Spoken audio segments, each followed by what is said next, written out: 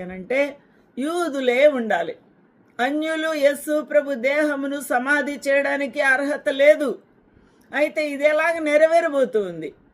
యేసుక్రీస్తు ప్రభు యూదుడు, ఆయన లోకరక్షకుడు. అయితే నికోదేము యూదుడే, ఈ యొక్క అరమతి యోసేపు కూడా యూదుడే. వీరు చాలా గొప్ప విశ్వాసులు, ప్రభువును వెంబడిస్తున్న వారు రహస్యంగా. అట్టి గొప్ప భాగ్యము మరి వారిద్దరికి దొరికింది. ప్రభు యొక్క దేహమును తాకుటకు, ఆయనను సమాధి గౌరవంగా చేయుటకు.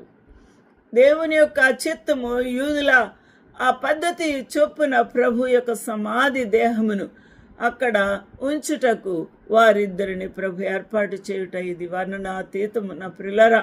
మరియు యేసుక్రీస్తు ప్రభు యొక్క మరి ఆయనకి నక్కలకు బొరియలు, ఆకాశ పక్షులకు గూళ్ళున్నాయి, కానీ మనిషి కుమారుడు తల వాల్చుకొనుటకు కూడా స్థలము లేదు అన్న ఆ గొప్ప వాక్యము నెరవేరుతూ ఉండగా, ఇక్కడ యేసుక్రీస్తు ప్రభు దేహమును తన యొక్క రాతి సమాధిలో అనగా తొలిపించిన సమాధిలో ఉంచుటకు దేవుడు మార్గము తెరిచి ఉన్నాడు. దేవునికి మహిమ కలుగును గాక.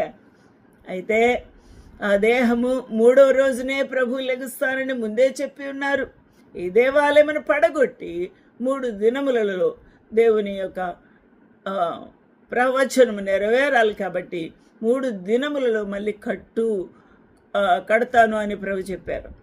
అక్కడ మార్క్ చేసి ఉన్నారు కూడా పిలాతు, శతాధిపతి, ఇంకా చాలామంది ప్రజలు 3 దినములలో దేవాలయం కట్టువాడా అని కూడా ప్రహసించారు.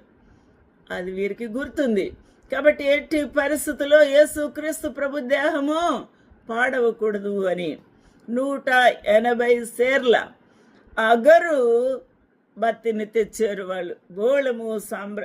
బోళమును అగరు, ఈ 2 బోళము, సాంబ్రాణి, అగరు, ఈ 3 కూడా ఎక్కడ కనబడ్డాయి? బంగారము, బోళము, సాంబ్రాణి యేసుక్రీస్తు ప్రభువును దర్శించడానికి అప్పటి ఆ యొక్క తూర్పు దేశపు జ్ఞానులు తీసుకుని వచ్చారు.